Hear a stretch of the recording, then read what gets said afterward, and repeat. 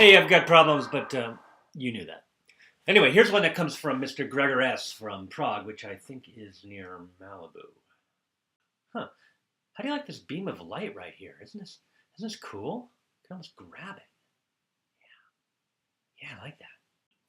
Anyway, he tells the story of the time this driver of a bus that travels all the way through the canyon to the beach got all aggro and decided he wasn't going to let any more longboarders on. Something about them getting on and knocking people in the back of the noggin with their boards. But anyway, he's like, no more boards over 4 feet, kooks. So Greggor's this big-time longboarder, and he's not really into shredding it with a shorty, not in the least. And he's borkled if he can't get his 5-foot longboard on that bus.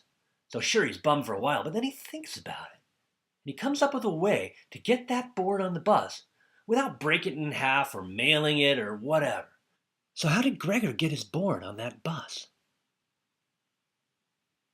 I'll let you ponder that, little calamari, while I watch some classic Hawaii 5-0. So did you get a solution? Okay, so there could be some others, and you can feel free to send them to me if the spirit moves you. But here's what Greggor did.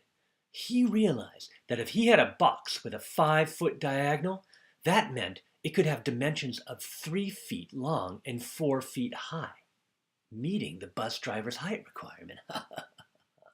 Well, the bus driver didn't even know what was in the box, right? Pretty soon, Greggor's all shuckin' arnar on some rippin' H2O. Hey, maybe someone can text me later and tell me what in the world I'm talking about. So there you have it. Oh, by the way, that 3-foot, 4-foot, 5-foot triangle is what we call a Pythagorean triple. It's called that because it has integers for the sides and the hypotenuse. The 3, 4, 5 isn't the only one. As a matter of fact, how many do you think there are? You can get a Pythagorean triple just by doing this. Take any odd number greater than 1, call that A. Square it, then divide that by 2. Whatever you get on either side of that number are 2 integers.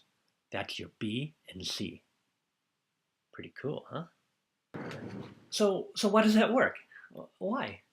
What are Pythagorean triples good for besides getting you onto overly restrictive buses? Well, if you find yourself at a math convention, and let me tell you, those things are off the hook, you'll have something to talk about. Beyond that, not a whole lot.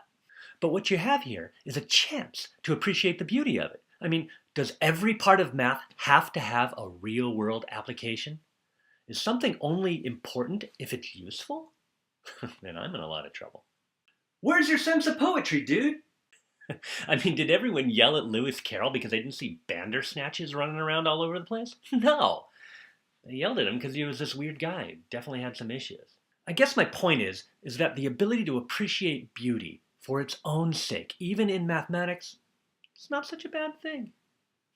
As Shakespeare said, word, shuckin' arnar.